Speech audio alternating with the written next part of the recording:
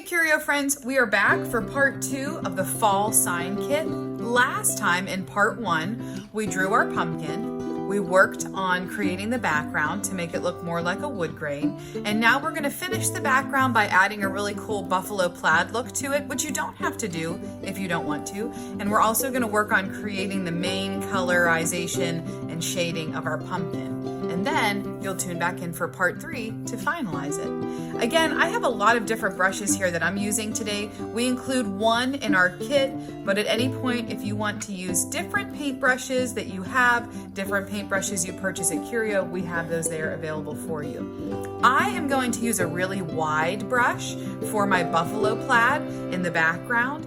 The same effect can be made with a smaller brush too. I'm choosing to use a square brush. You could use a round brush. It would just be a little bit more difficult when we get to the square kind of checkered pieces a little bit later on. So let's get started. We are going to use our gray from the kit. Again, if you want to do something a little bit different, I don't have red included in the kit, but if you wanted to make this look more like a red plaid or something that matches your home a little bit more, you're more than welcome to. I think the trickiest part about this is trying to make sure that our lines are even, and it's okay if they're not perfect. Remember, it's a painting, it's not a photograph, so it's okay if it's not perfect. I'm going to start up at the top. One thing you might choose to do is to load your brush with a regular amount of paint so that you would have a line that looks a little bit more like this across it. Or you could choose to have more of a dry brush or a brush that's more sparsely loaded. So you might choose to put just a little bit of paint on it and it have more of kind of a dry brush look to it. And that's actually how we got those effects too. So you can even play around with it on your messy mat. I would totally reuse it from last time. And this time too, you should have a fresh palette. Brushes are washed. Again, you'll need that clean container of water and a paper towel to dry things off with when you're ready. So let's get started. And at any point, if I'm going too fast, you can always pause. So I'm using my gray. You can use it right out of the container, but since my brush is wide, it wouldn't even fit into those little paint cups. So I did scoop it out onto a palette. I'm going to start up here at the top, and I'm actually going to pull this a little closer to myself, or sometimes I tell individuals that you can always turn your painting too so that you're working a little bit more closely to where you want to. Actually, I think I'm going to do that for the first part. I'm going to try to go right against where the top of my canvas is. I'm going to start a little bit off of my canvas because I want this to look like it extends and would continue past my canvas, even if I wasn't just having a snapshot of it. I want to give the idea that it continues. So I'm going to paint my line. I'm going to paint it with confidence. I'm going to be like, yes, I can do it. This is awesome. I'm going to put that brush stroke in because the more nervous you are, the more you'll have a wobble to your hand and it'll feel a little bit more uncomfortable for you. This could be solid. It could be solid in some areas, dry in other areas. I'm going to leave it like this. If I don't like it, I can always come back in and fix it. And I actually think I'm going to do something where I leave some of these areas heavier and some of these areas lighter, and I'll see what that looks like at the end and see if I like it or not. If you already don't like this, then you can make that solid, that's fine. Or if you want it to look more scratchy, you know for next time that you don't want as much paint, you don't want it to be as thick. So I'm going to, since I'm trying to do some areas with a heavier amount of paint and some areas with light, I'm actually going to do something a little different. I'm going to flip this back around. Again, you don't have to do this. You could just paint your lines straight across. They could all be the same heaviness of paint. They could all be scratchy, but I'm going to try something, and if I don't like it, I can fix it. But at least if it's something you liked, then you would know that you can do it for your piece. So instead of making my second line right here, that would make it look like I started to paint the whole thing gray. I'm going to leave I'm actually going to use my wide brush, and I'm going to leave about a wide brush of space in between. If you have a small brush, you can either make your buffalo plaid miniature and make it this wide, or you would just do this with like maybe 3 brush strokes across. Let me see, 1, 2, 3. yeah, you'd kind of do one stroke, then another, so that it makes a wide line, but you would just have to do more passes with a smaller paintbrush, but it can still definitely be done. Okay, I want, instead of all of the thick area of paint on the exact same side, I want to alternate it. So I'm gonna put my wider and my thicker paint this time on this side. And the hardest thing is trying to keep this parallel. You want this line to be even. So the best thing you can do is try to watch your space in between here. You want to try to keep that even on both sides.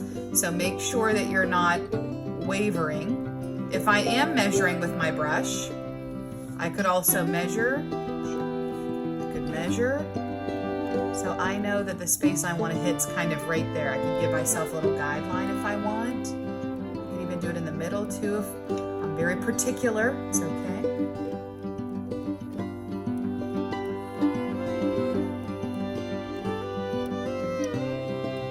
Okay, a little too light. Gonna add a little more paint.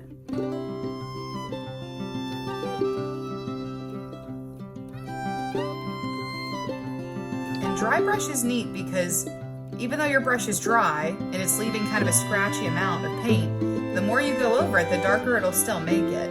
And you can always turn your brush. Square brushes can be used this way. You can also turn them so that they're this way. So I'm going to kind of straighten this line up a little bit by turning my brush and making that a little bit more crisp.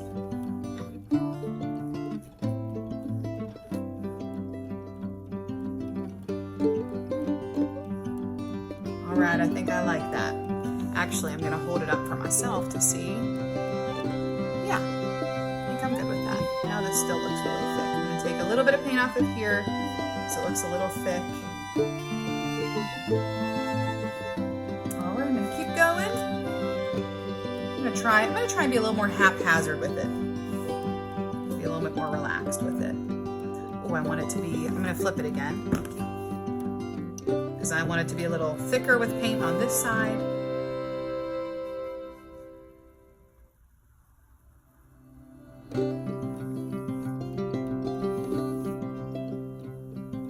All right. Try to have fun with it. It can be a little tricky because, especially those of you that are new to painting, you can feel very stressed very easily that yours doesn't look perfect. But just remember, art's not meant to be perfect. You're supposed to have fun. And if you notice, like, I'm actually going back over my lines a lot, and I like that scratchiness to it. So I'm kind of helping my lines, even if they're not perfectly straight, to have a fake straight look, because I'm kind of dulling where the end of my line is. So it gives the person that's looking a little bit less of an opportunity to be like, oh, that's not quite perfect. So I love using dry brush because that's one of the things you can do with it is you can let very little of your paintbrush do a lot of the work. So it's a very dry brush, but if I keep going over the same spot over and over again, it gets darker. And if I only do it maybe once or twice, it gives a little bit of a lighter look to it. It's really neat. And at any point, you can always practice it. On this paper, you can practice it on additional paper, but it's a really cool way to do a lot of different styles. All right. And again, at any point, if I'm going too fast, feel free to pause. If I'm going too slow or you're choosing not to do this part, then you can fast forward it. It's okay if you paint into your pumpkin. You don't want to take over your stem. It's going to continue on the other side.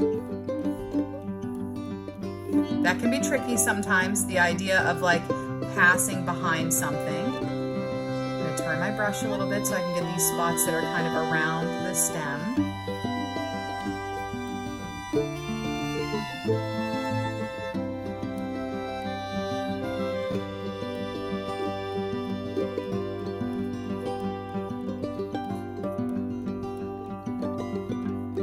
Like I said, I'm just taking that dry brush and I'm trying to make my edges kind of fuzzy.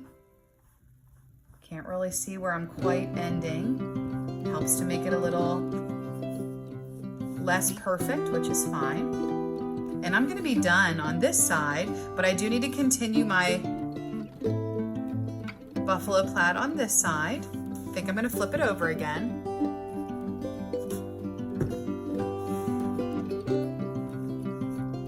I'm gonna make this a little darker. Okay.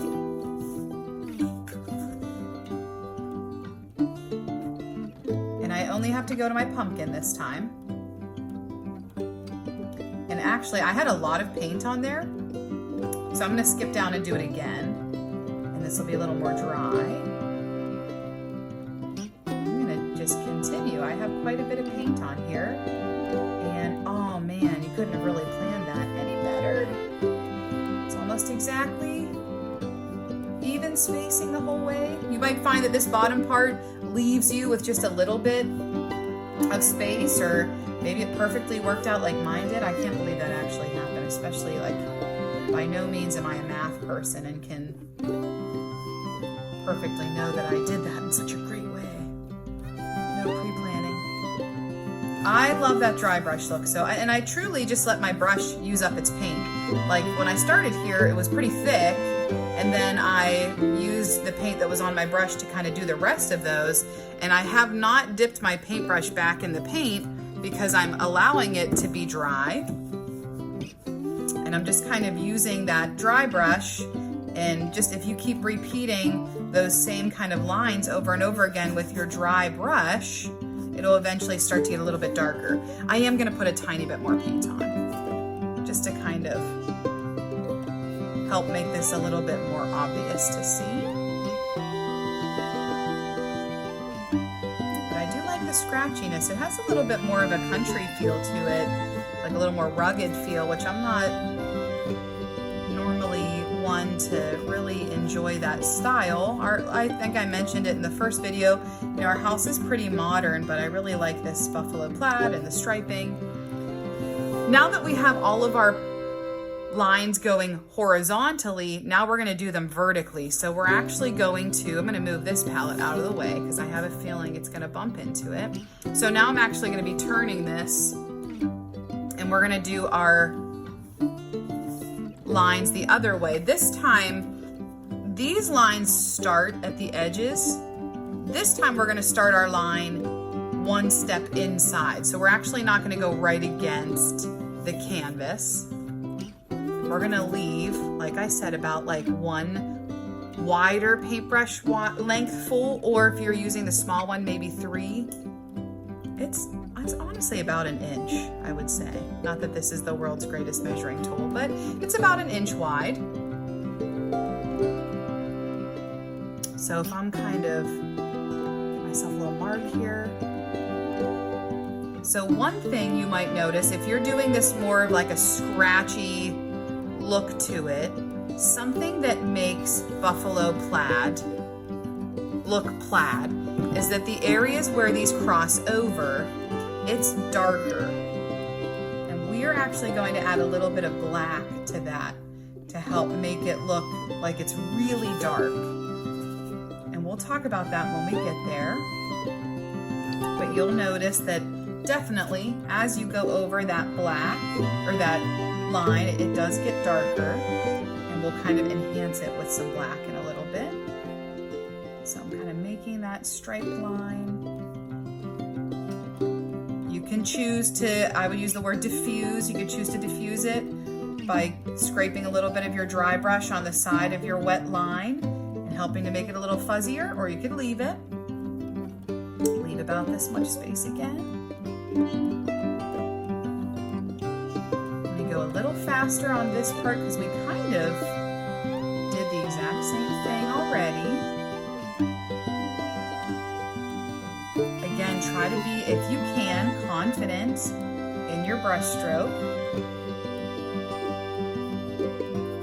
It helps to make it so that you're not as wobbly in your brush stroke. If you paint with confidence, you can tell in your brush stroke.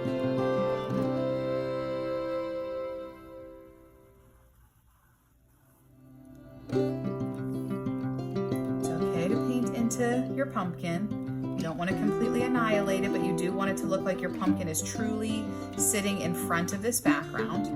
Okay, I'm going to turn it just so I can see. It's always nice too sometimes to pause, walk away from your picture, come back to it, look at it from further away, because you know you're working very up close on your painting, but the average person and you aren't going to stand that close to your painting all the time when you're viewing it.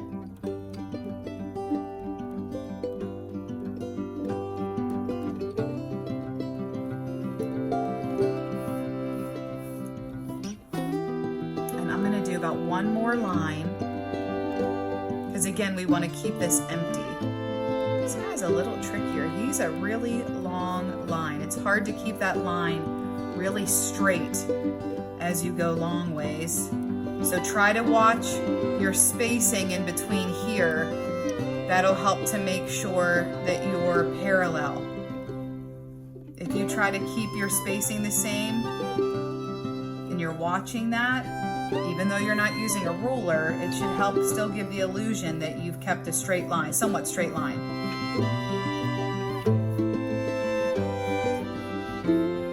Especially if you're diffusing it, that'll help also. I am running out of gray because I didn't put all of it on my palette. So I'm going to try to make do with what I have left. And I like that scratchiness. So I think I'm almost done for the most part.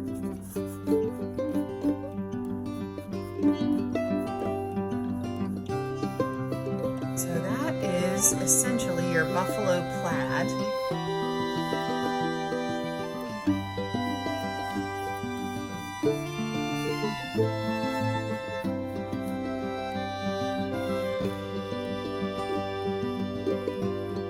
Yeah, and I left mine, like I said, I left mine really scratchy. I liked that look. And I do like how it turned out, but it's completely my preference and yours. If you want your whole background to look like this, then definitely do that. That's important for you to have that. I am not going to wash out my brush. I'm going to get a little bit of black paint. I'm gonna put it right onto my palette that had the gray. If this is too dark for you and you don't like it, you can always add gray to this so that it's not quite a stark, really harsh black. If you want this to be just a little bit more gray looking, you can mix it with your gray and you can have it be just a little bit of a shade darker. Black makes shade, so anytime you add black, it's gonna make your color darker. But what we're gonna do, and this, for those of you that did more of a dry brush, this will be a little trickier because this doesn't need to be solid. But what we're gonna do, remember when I said that these two lines, like in plaid, when those two fabric colors cross over each other, this area where it's crossed becomes darker. So we're gonna help this look darker by adding a patch of black to it.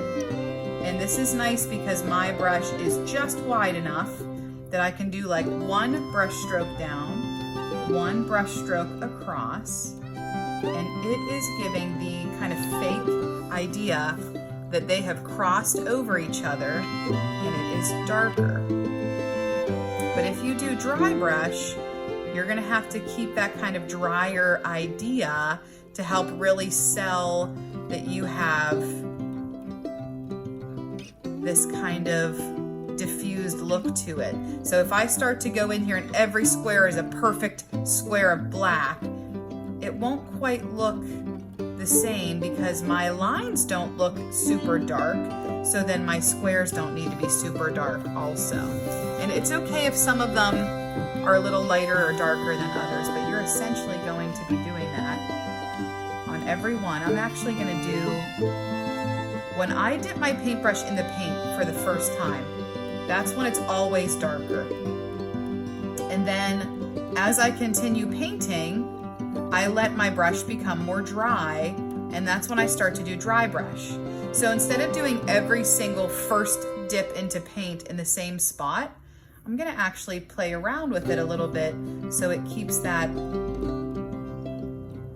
interest that some areas are a little darker and some are a little lighter. This kind of adds a little bit more depth to it too. If this is making you nervous that the brush is really big, you could do this with a smaller brush. I'm gonna flip it over a little bit and work on it a little bit all directions here.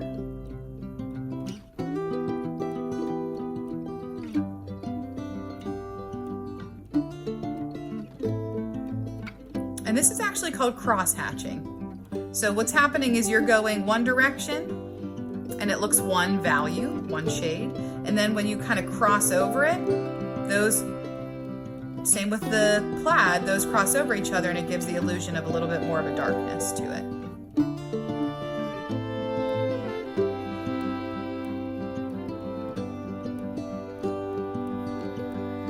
So you might want to do something where you kind of mimic that you did all these lines.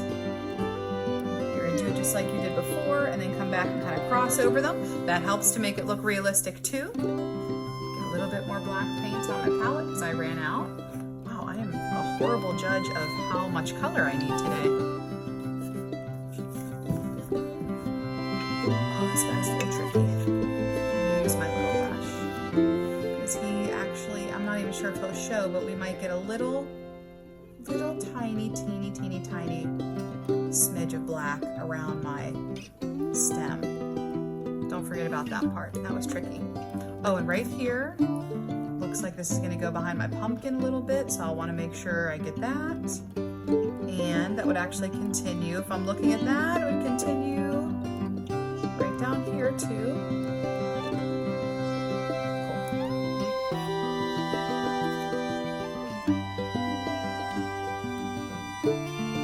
And you could do, I know this is a little late because you already did it, possibly, but if you are just watching the video just to kind of see it first and then you're gonna go back and paint, you could, if you want to, you could add some black into your gray, and you could have done all one direction, one shade of gray, all one direction, another shade of gray, and that could have made your buffalo plaid also. Like I said, some of you might even have chosen to do something different than what I did, like using red or something, the more traditional plaid.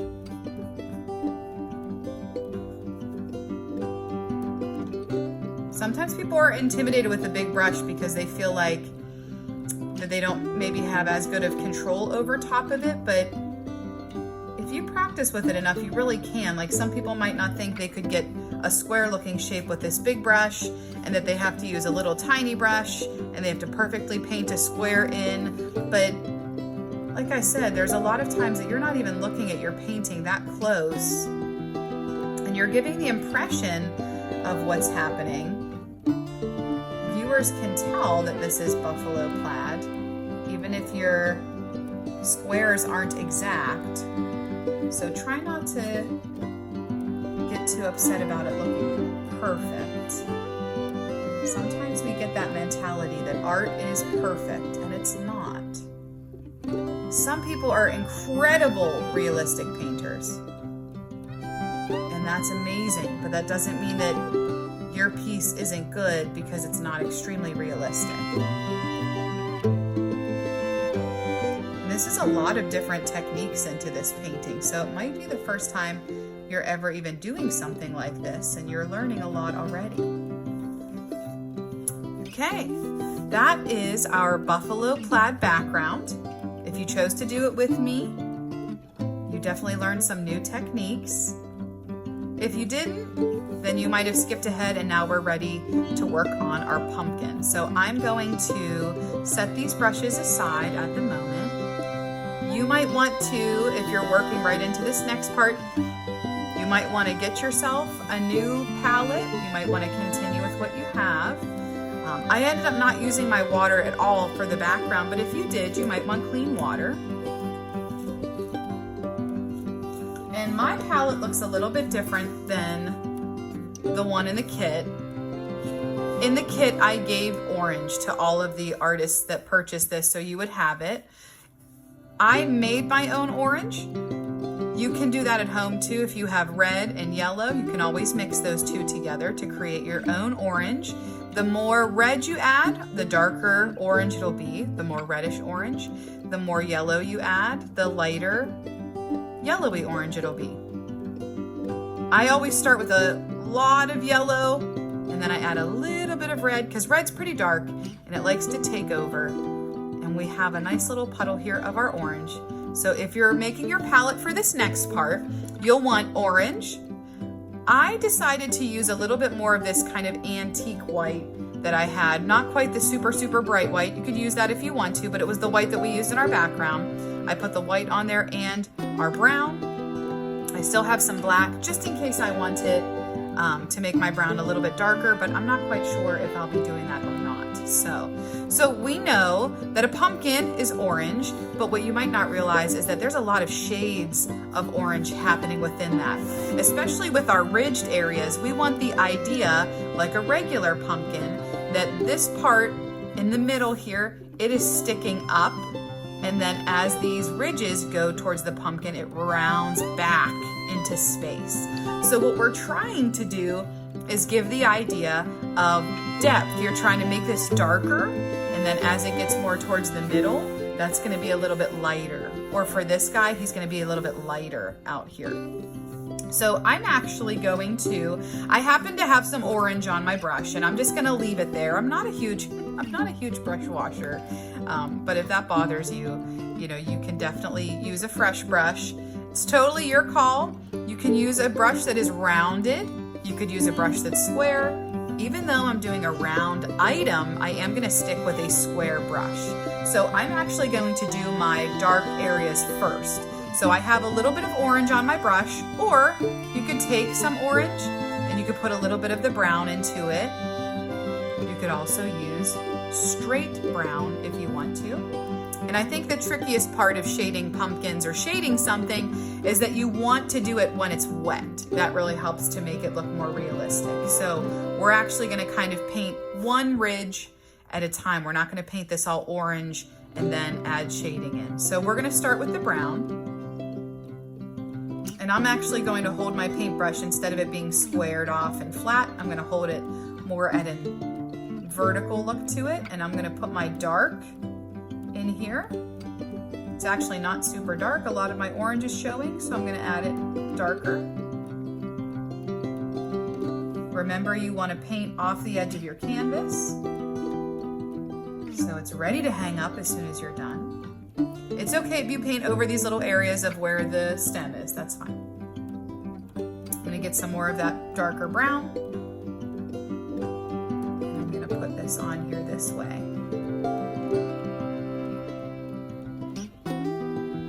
Okay. You can wash your brush, or because we're still using a lot of these same colors, instead of starting new, I'm going to take my brush and I'm going to wipe it off so that I can get some of that brown off. I have some brown in here and I want to keep it there. So I'm now going to take my orange and I'm going to go right against the brown that I have. I'm not going to go over top of it because I want some of that to stay, but I am going to go beside it, and I'm going to put my orange directly beside that brown. And don't be afraid to really lay the paint on there and work a little bit quickly. That's okay. And I'm going to do that on both sides. So I kind of have this orange stripe here. I'm going to put this orange right beside my brown. Does not have to be a perfectly straight, smooth line because our whole pumpkin will be orange. And now, before these dry, I'm going to take my paintbrush and I'm going to paint in between. I'm going to try to blend my darker brown and my orange together. So I'm going to kind of take that middle area where the two of them touched. I'm going to go back and forth so that that blends a little bit more from a darker brown to an orange color. And I'm going to start to paint the rest of this in orange. And if you notice, I'm actually using quite a bit of paint, and I'm doing it a little bit quickly because we want this to stay wet. Before I get too close to the middle, I'm going to wipe my brush off again, not gonna wash it, and I'm gonna toss in some yellow into that spot. I could also do this color. It's completely your preference. You could even do a little bit of both if you want to, but I am gonna toss in some yellow. I like my pumpkins to be very vibrant. And some of my orange that's on my brush is mixing with my yellow, which is fine. And I'm gonna kind of sink this yellow right into the middle. And I'm going to continue painting my orange into my yellow. So it kind of has an area where it's lighter. This is a little bit more medium and dark. And if you notice, I'm not painting like this. I'm not painting straight across. I'm also not painting straight up and down. What I'm doing is I'm actually creating these rounded sections of my pumpkin so that it looks a little bit more realistic. I really like this darker spot up here. I want this to be a little bit wider, so I'm going to take just a little bit of that brown while my brush is still wet, and I'm actually going to put more brown in. And remember, any color that's darker is very easily overtaken on your painting. So you just, if you're adding a little bit more to the edges, just a little bit. You don't want to go in with a big, huge glob. But as this is still wet, I'm going to take that orange in again. I'm going to kind of blend them together. And this is kind of helping make those striations so that it looks a little bit more realistic. I'm going to put more yellow in the middle. I'm going to really blend that back and forth. And the only thing that might happen that you don't like is that it gets over blended. If it gets over blended, what will happen is it just looks all one solid color. And if that happens to you, you would just want to let this dry, come back to it, try it again. You just kind of mixed too much. And that happens sometimes. That's okay if it happens. It's not the worst thing in the world. Don't forget to paint the bottom, especially while you have those mixed colors, because you'll never quite get them again exactly the same. It's difficult to make them the same.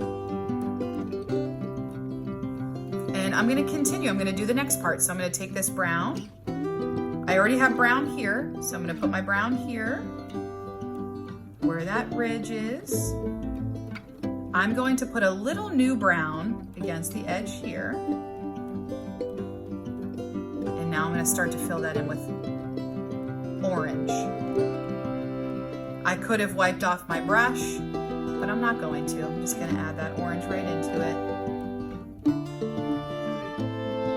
I'm going to put my orange directly beside my brown. Like that. And then I'm going to take my brush and I'm going to kind of blend them together so there's not so harsh of a line. So that softens it. You do want a pretty harsh line right here to show that that's the ridging, that the pumpkin goes in there. And then I'm going to put some yellow. Oh, my brush is getting muddy. That color shows me that there's too many colors on my brush without washing it. So I could either wash it or I could kind of wipe that off and try and start again with some nicer yellow.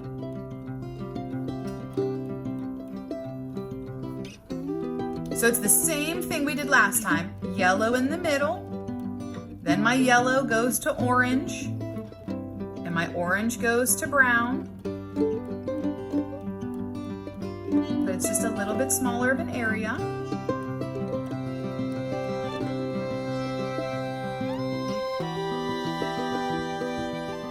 Just trying to take my brush back and forth a few times so it looks nice and even. And I'm still trying to keep those brush strokes. For my next part, I'm actually going to skip to the other side instead of doing this. I'm going to do this part because it's exactly more of the same still. And if this at any point, if you didn't like how your pumpkin turned out, you can still change it a little bit with the way that you put the paint on. That's okay. All right, so I have my darker stripe. Wipe that off. Mix up a little bit more orange. For myself, you already have the pre-made orange, which is awesome. ground right beside it. I can actually tell that this brown is still wet. So I'm just gonna go beside it. Oh, I forgot to get my bottom on this side.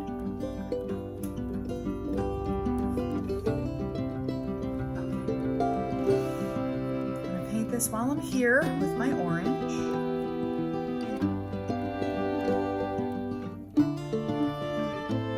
And I'm going to wipe this off because last time I got a little dirty.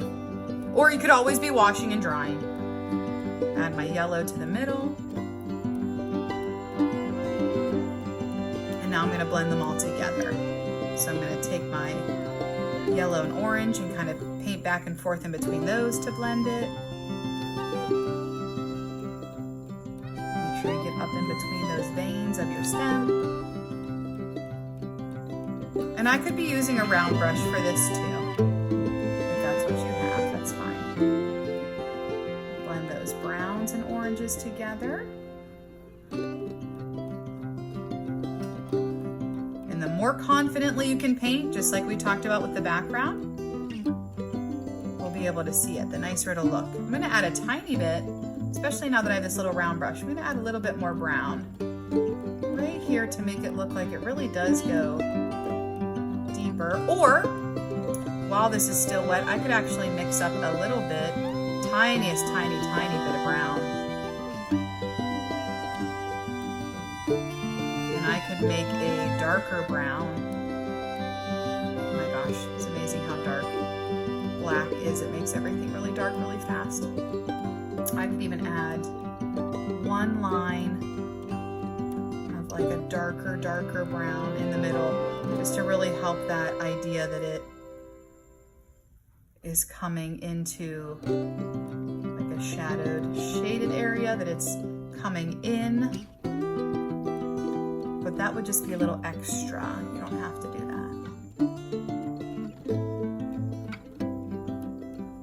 Just some little tips and tricks there. Almost done with our pumpkin, and that'll be all that we do for part 2. Part 2 seems to be a little longer than part 1. That's okay. Okay, then next thing I'm going to do are the sides of my pumpkin. To be honest, I'm actually looking at the way that this is covering, and it's still a little bit see-through. So in part 3, I might actually go back over this a little bit just to make it have a nice second layer to it, to add a little bit more depth to it. But we're gonna do the same thing we did before. So we have our dark right here. And this time we're not gonna add dark to the edges. That's actually gonna be our lighter area. So what we're gonna be doing is we're gonna be using our orange and yellow, or like I said, if you use some of that white, you could have been using white to mix the whole time too, instead if you wanted to. So this is going to be over here. Just going to paint this all in orange. And just for the heck of it, I think I'm going to see what happens if I add some of this white in. Ooh, I like that. It covers nicer. It covers my little areas of my buffalo plaid nicer. It's getting a little light though. I'm going to add some orange to it.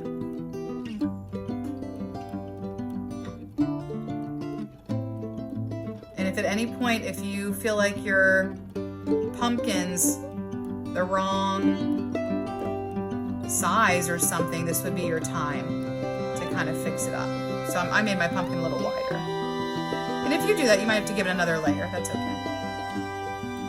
All right, I'm gonna add that orange right next to the brown line like I've done.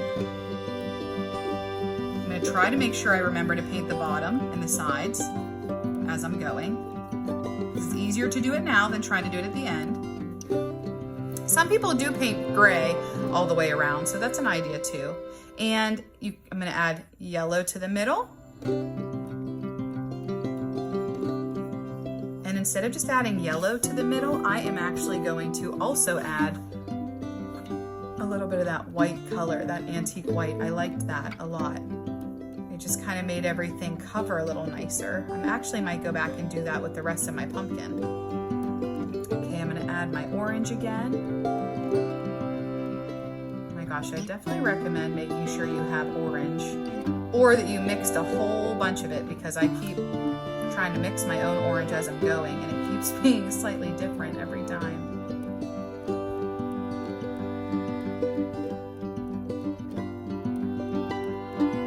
Make sure you get real close to your stem.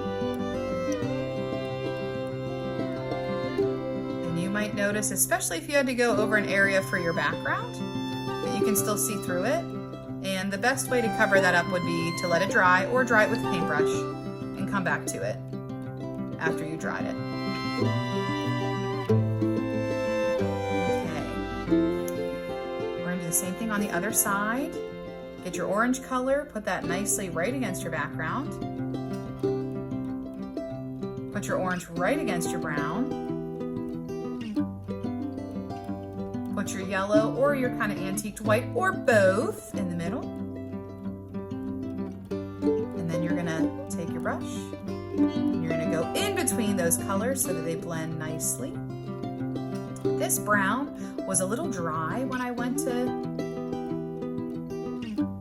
add my color to it, so I'm actually gonna take this brown and I'm gonna repaint it on there just so I can blend it, because it didn't actually blend into my brown or my orange. Okay, I'm gonna leave this pumpkin like this for now. It's not done, it definitely needs worked on a little bit more, but I think the best thing to do is to let it dry, and we'll add another layer to it. We'll make it look even more realistic, and then we'll start to do the stem and our ivy around it. So you definitely wanna make sure you're back here for part 3.